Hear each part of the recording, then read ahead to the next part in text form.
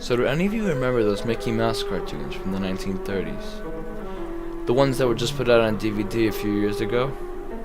Well, I hear there was one that was unreleased to even the most avid classic Disney fans. According to sources, it's nothing special. It's just a continuous loop, like the Flintstones, of Mickey walking past 6 buildings that goes on for 2 or 3 minutes before fading out.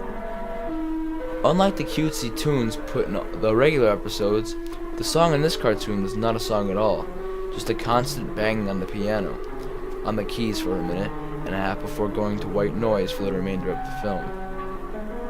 It wasn't the jolly old Mickey we've come to love either. Mickey wasn't dancing, not even smiling, just kind of walking as if you and I would be walking, with a normal facial expression. But for some reason his head tilted side to side as he kept his dismal look. Up until 2 or 3 years ago, everyone believed that after he cut to black, that was it.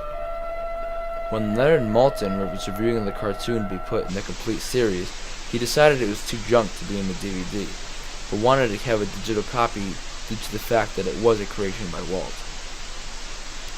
When he had a digitized version up on his computer to look at the file, he noticed something. The cartoon was actually 9 minutes and 4 seconds long. This is what my source emailed to me, in full. He's a personal assistant of one of the higher executives at Disney, an acquaintance of Mr. Maltin himself. After it cut to black, it stayed like that until the 6th minute, before going back to Mickey walking. The sound was different this time. It was a murmur. It wasn't a language, but more like a gurgled cry. As the noise got more and more indistinguishable and loud over the next minute, the picture began to get weird. The sidewalk started to go in directions that seemed impossible based on the physics of Mickey walking, and the dismal face of the mouse was slowly curling into a smirk.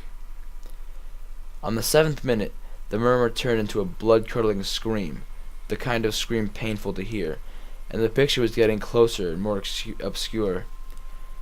Colors were happening that shouldn't have been possible at the time. Mickey's face was beginning to fall apart. His eyes rolled to the bottom of his chin like 2 marbles in a fishbowl, and a curled smile was pointed up to the left side of his face. The buildings became rubble floating in midair, and the sidewalk was still impossibly navigating in warped directions. A few seeming inconceivable, what humans know about directions.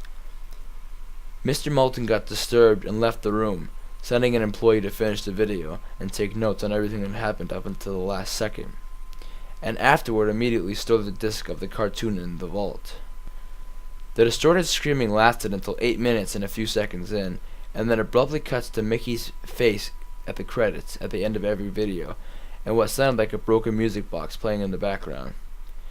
This happens for about 30 seconds, and whatever was in the remaining 30 seconds, I haven't been able to get a sliver of information about.